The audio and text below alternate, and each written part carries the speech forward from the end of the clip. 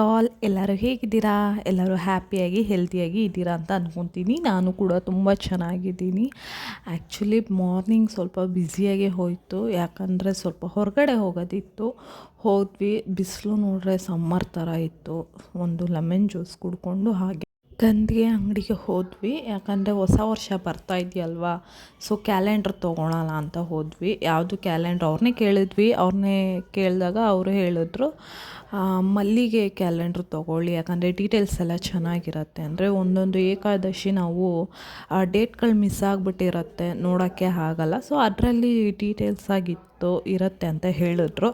ಸರಿ ಅಂತ ಅದನ್ನು ತೊಗೊಂಡು ಪುನಃ ನಾವು ಮನೆಗೆ ಬಂದ್ವಿ. ಮನೆಗೆ ಬಂದರೆ ನಮ್ಮಮ್ಮ ಹಾಲು ಸಾರು ಮಾಡ್ತಾಯಿದ್ರು.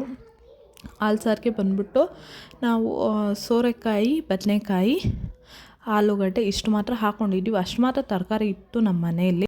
ಇನ್ನು ಬೀನ್ಸು, ಚಿಕ್ಕಡಿಕಾಯಿ, ಕಡಲೆ ಬೀಜ ಎಲ್ಲ ಹಾಕಿದ್ರೆ ಇನ್ನೂ ಚೆನ್ನಾಗಿರುತ್ತೆ, ಟೇಸ್ಟಿಯಾಗಿರುತ್ತೆ. ಬಟ್ ನನಗೆ ಇಷ್ಟ ಇಲ್ಲ. ಅಂದರೆ ಇವಾಗ ಮನೇಲಿ ಇರ್ತಾರಲ್ವ ಯಾರಾದರೂ ಒಬ್ಬರು, ಎಲ್ಲರಿಗೂ ಇಷ್ಟ ಆಗೋದು ಒಬ್ಬರಿಗೆ ಇಷ್ಟ ಆಗದಿರೇ ಹೋಗೋದು, ಆ ಥರ ನನಗೆ ಈ ಹಾಲು ಸಾರು ಇಷ್ಟ ಆಗಲ್ಲ. ಯಾಕಂದರೆ ಹಾಲು ಹಾಕ್ತಾರೆ ಅಂತ.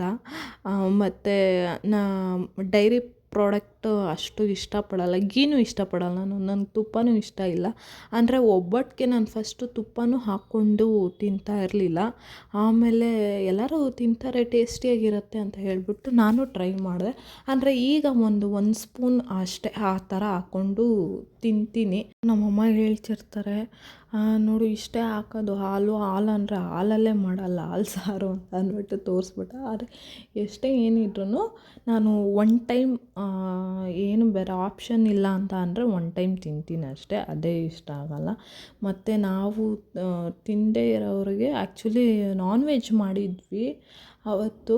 ವೆಜ್ಜು ತಿನ್ನೋರಿಗೆ ಹಾಲು ಸಾರು ಮಾಡಿದ್ವಿ. ನಾವು ನಾನ್ ವೆಜ್ಜು ಮಟನ್ ಸಾಂಬಾರು ಮಾಡಿದ್ರು ನಮ್ಮಮ್ಮ, ಅದನ್ನು ನಾವು ತಿಂದ್ವಿ. ಎಲ್ಲಾದರೂ ಯಾವುದಾದ್ರೂ ಒಂದು ರೆಸಿಪಿ ನೋಡಿದ್ರೆ ನಾವು ಅದನ್ನು ನೋಡಿದ ತಕ್ಷಣ ಇದು ಹೀಗೆ ಇರುತ್ತೆ, ಹಾಗೇ ಇರುತ್ತೆ, ಟ್ರೈ ಮಾಡಬೇಕು. ಬಟ್ ಬಿಹೈಂಡ್ ದ ಸೀನ್ ಯಾರಿಗೂ ಏನೂ ಗೊತ್ತಿರಲ್ಲ, ಹೇಗೆ ಮಾಡ್ತಾರೆ, ಏನು ಇರುತ್ತೆ ಅಂತ, ಟೇಸ್ಟ್ ಹೇಗಿರುತ್ತೆ ಅಂತ. ಆದರೆ ಅವರು ಮಾಡೋರಿಗೆ ಗೊತ್ತು ಅದ್ರ ಟೆಕ್ನಿಕ್ಕು ಹೇಗಿರುತ್ತೆ ಅಂತ. ಆ ಥರ ನಾವು ಟ್ರೈ ಮಾಡಿ ಚಿಕನ್ ಚೀಸಿ ಪರಾಟ ಅಂತ ನೋಡಿ ಅದು ಮಾಡಬೇಕು, ಚೆನ್ನಾಗಿರತ್ತೆ ಅಂತ ಹೇಳಿಬಿಟ್ಟು ಮಾಡ್ಕೊಂಡ್ವಿ. ಆದರೆ ಮಾಮೂಲಿ ನಾವು ಚಪಾತಿಗೆ ಹೇಗೆ ಹಿಟ್ಟು ಕಲಿಸ್ಕೊತೀವೋ ಅದೇ ಥರ ಸ್ವಲ್ಪ ಮೈದಾ ಹಸಿಟ್ಟು 1 ಕಪ್ ಆ್ಯಡ್ ಮಾಡಿ ಸ್ವಲ್ಪ ಸಾಫ್ಟಾಗಿರಲಿ ಅಂತ ಹೇಳ್ಬಿಟ್ಟು ತುಪ್ಪನ ಹಾಕಿ ಮಿಕ್ಸ್ ಮಾಡಿಟ್ಟೆ. ಇನ್ನು ಚಿಕನ್ಗೆ red chilli powder, coriander powder ಮತ್ತು ಜೀರಾ ಪೌಡರ್, ಗರಂ ಮಸಾಲ, ತಂದೂರಿ ಮಸಾಲ, ಸ್ವಲ್ಪ ಮೊಸರು, ಶುಂಠಿ ಬೆಳ್ಳುಳ್ಳಿ ಪೇಸ್ಟು, ಸ್ವಲ್ಪ ರುಚಿಗೆ ತಕ್ಕಷ್ಟು ಉಪ್ಪು, ಇಷ್ಟು ಹಾಕಿ ಮ್ಯಾರಿನೇಟ್ ಮಾಡಿ ಇಟ್ಟಿದ್ವಿ. ಆಮೇಲೆ ಅದು ಆ್ಯಕ್ಚುಲಿ ಅದು ಸ್ವಲ್ಪ ನೆನಿಬೇಕಾಗಿತ್ತು. ಸ್ವಲ್ಪ 5 ನಿಮಿಷ ನೆನೆಸಿದ್ವಿ. ನೆನೆಸಿ ಆದಮೇಲೆ ತವ ಮೇಲೆ ಸ್ವಲ್ಪ ಬಟರ್ ಹಾಕಿ ಇದನ್ನು ಚೆನ್ನಾಗಿ ಸ್ವಲ್ಪ ಗ್ರೇವಿ ಥರ ಸ್ವಲ್ಪ ಲೈಟಾಗಿ ನೀರನ್ನ ಚಿಮ್ಮಿಸಿ ಇಟ್ಟಿದ್ವಿ. ಅದು ಸ್ವಲ್ಪ ಬರಲಿ, ನೀರು ಸ್ವಲ್ಪ ಗ್ರೇವಿ ಥರ ಆಗಲಿ ಅಂತ, ಯಾಕಂದರೆ ಮಸಾಲೆ ಚೆನ್ನಾಗಿ ಮಿಕ್ಸ್ ಆಗಲಿ ಅಂತ ಹೇಳಿಬಿಟ್ಟು ಸ್ವಲ್ಪ ಮುಚ್ಚಿಟ್ಟಿದ್ವಿ. ಆಮೇಲೆ ತಿರ್ಗಾ ಸ್ವಲ್ಪ ಲೈಟಾಗೆ ಫ್ರೈ ಮಾಡಿಬಿಟ್ಟು ತಿರ್ಗಾ ಒಂದು 5 ನಿಮಿಷ ಮುಚ್ಚಿಟ್ಟು ಸ್ವಲ್ಪ ಡ್ರೈ ಥರ ಆಗ್ತಾಯಿತ್ತು. ಆಗೋ ಸ್ಟೇಜಲ್ಲಿ ಏನು ಮಾಡಬೇಕಂದ್ರೆ ಅದನ್ನು ಚಿಕ್ಕದಾಗೆ ಇದರಲ್ಲೇ ಪೀಸ್ ಮಾಡ್ಕೋಬೇಕು.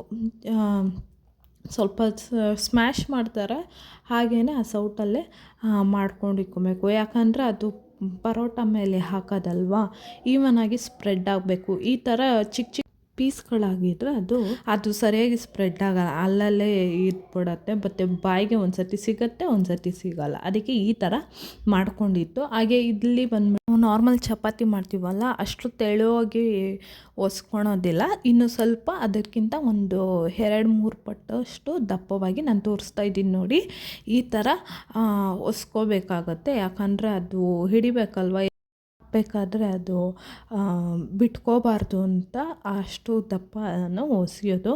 ಮತ್ತು ನೋಡಿ ಈವನಾಗಿ ಸ್ಪ್ರೆಡ್ ಮಾಡ್ತಾಯಿದ್ದೀನಿ. ಇನ್ನು ಇದಕ್ಕೆ ಬೇಸ್ಗೆ ಬೇಕಂದರೆ ಟೊಮೆಟೊ ಕೆಚಪ್ಪು ಮಯೋನೈಸು ಹಾಕ್ಕೋಬೋದು, ಯಾಕಂದರೆ ನಾವು ಹಾಕ್ಕೊಂಡಿಲ್ಲ. ಅವರು ಹೇಗೆ ತೋರಿಸಿದ್ರು ಹಾಗೆ ನಾವು ಟ್ರೈ ಮಾಡಿದ್ದು, ಬೇಸ್ಗೆನೂ ಹಾಕ್ಕೊಂಡಿಲ್ಲ. ನೀವು ಬೇಕಾದ್ರೆ ನಿಮ್ಗಿಷ್ಟ ಅಂತ ಹೇಳಿದ್ರೆ ಹಾಕ್ಕೋಬೋದು, ಬೇಕಂದರೆ ಬಟರ್ ಕೂಡ ಒಂದು ರೌಂಡು ಸ್ಪ್ರೆಡ್ ಮಾಡ್ಕೊಂಡು ಕೂಡ ಹಾಕ್ಕೋಬೋದು. ನಾವೇನಿಲ್ಲ ಅದೇ ಡ್ರೈ ಮೇಲೆ ಹಾಕ್ಕೊಂಡು ಈ ಥರ 2 ಬೇಸು ಮಾಡಿಟ್ಕೊಂಡು ಒಂದ್ರ ಮೇಲೆ ಒಂದು ಒಳಗೆ ಸ್ಟಫಿಂಗ್ ಇಟ್ಟು ಮಾಡಿ ಪ್ರೆಸ್ ಮಾಡಿದ್ವಿ. ಅದು ಸ್ವಲ್ಪ ಲೈಟಾಗಿ ಅದ್ರ ಮೇಲೆ ಈ ಥರ ಒತ್ಕೋಬೇಕು.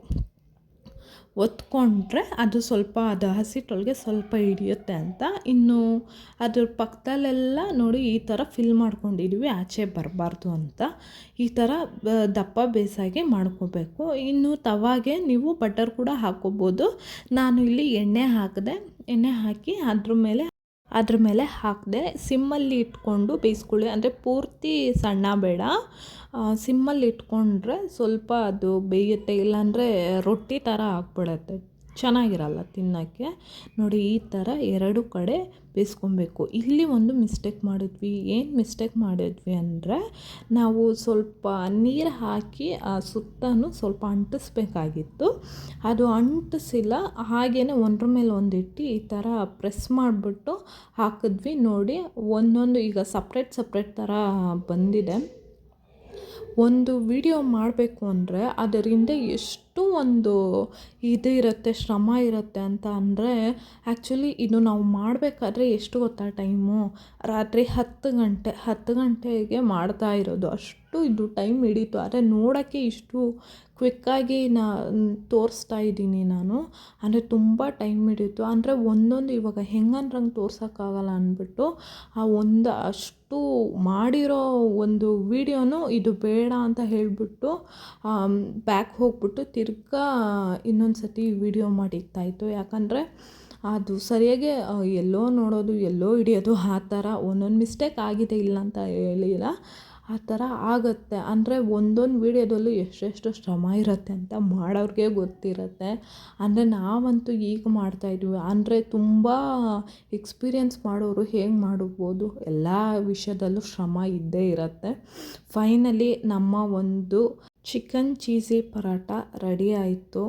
ತುಂಬ ಟೇಸ್ಟಿಯಾಗಿತ್ತು. ಆ್ಯಕ್ಚುಲಿ ಅದು ಟ್ರೈ ಮಾಡಿತ್ತು, ವರ್ತ್ ಅನ್ನಿಸ್ತು, ಅಷ್ಟು ಚೆನ್ನಾಗಿತ್ತು. ಲುಕ್ ವೈಸ್ ಚೆನ್ನಾಗಿಲ್ಲ ಅಂದರೂ ಟೇಸ್ಟ್ ವೈಸ್ ತುಂಬ ಚೆನ್ನಾಗಿತ್ತು. ಅಂದರೆ ನಾವು ಇನ್ನೂ ಸ್ವಲ್ಪ ಮಾಡಿಫೈ ಮಾಡಿದ್ರೆ ಇನ್ನೂ ಚೆನ್ನಾಗಿ ಬರುತ್ತೆ ಅಂದ್ಕೊತೀನಿ. ಇದಾಗಿತ್ತು ಇವತ್ತಿನ ವೀಡಿಯೋ. ನೆಕ್ಸ್ಟ್ ವೀಡಿಯೋದಲ್ಲಿ ಸಿಗ್ತೀನಿ. ಟಾಟಾ, ಬಾಯ್ ಬಾಯ್.